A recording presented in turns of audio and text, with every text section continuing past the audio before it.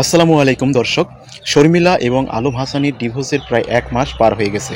এখন শর্মিলা জানাইলো যে কী কারণে তাদের মধ্যে ডিভোর্স হয়েছে, অর্থাৎ তাদের যে ৮ মাসের সংসার ভেঙে গেছে কী কারণে এবং কোন মেয়ের কারণে সেই বিষয়টা সে ক্লিয়ার করেছে।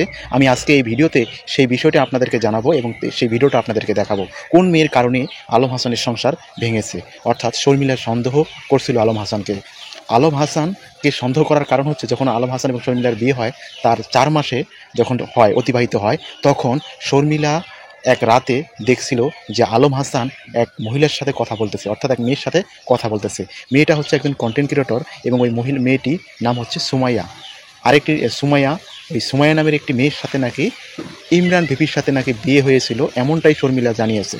তো ইমরান ভিপির সাথে তার প্রেমের সম্পর্ক ছিল, নাকি বিয়ে করেছে, এমনটাই কিন্তু শর্মিলা জানিয়েছে সেই ভিডিওতে।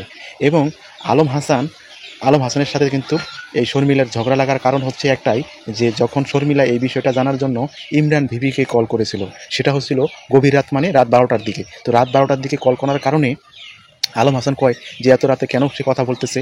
এই জন্য আলম হাসান শর্মিলাকে বলে সে নাকি পরকীয়া করে, অর্থাৎ ইমরান ভিপির সাথে তার প্রেমের সম্পর্ক রয়েছে। তো সেই ঘটনায় ওইটাই তাদের জেদ ধরে ঝগড়া, তাদের মধ্যে ঝগড়া বিবাদ চলে যায় এবং শর্মিলা তার বাবার বাড়িতে চলে যায়। আলম হাসানের কয় ছেড়ে দিব, তালাক দিব, এটা সেটা বলতে থাকে। তো এখন আলম হাসান সে কিন্তু একবারও স্বীকার করে নাই যে এই সম্পর্ক, সরি, ইমরান ভিপির সাথে নাকি শর্মিলার সম্পর্ক আছে, এমন একটা কথা সে প্রচার করে আলম হাসান, যে সে পরকীয়া করে ইমরান তালুকদারের সাথে। তো এই পরকীয়ার কারণে আমি ওকে ডিভোর্স দেবো, এটা কিন্তু সে বিভিন্ন সাক্ষাৎকারে আলম হাসান বলতে থাকে। তো শর্মিলা এই বিষয়টাকেই করে তার বাবার বাড়িতে চলে যায়।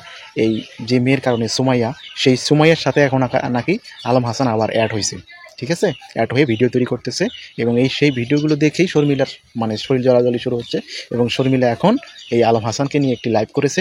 সেই লাইভের মধ্যে সে বলতেছে যে আজকে আমি তার সব মুখোশ খুলে দেব, আলম হাসান পরকীয়া করেছে, এটা সেটা ও অনেক কিছু সে বলতেছে। কিন্তু ঘটনাটা হচ্ছে যে তারা একে অপরকে মিন করে ভিডিও তৈরি করতেছে আর আমাদেরকে বোকা বানাচ্ছে। কারণ তাদের মধ্যে ডিভোর্স হয়ে গেছে, তাদের এখন এগুলো নিয়ে কী কথা বলার দরকার? তারা তো থামতেই পারেন, তারা থামে না, তারা একের পর একটা দুজনের কথা বের করেই যাচ্ছে।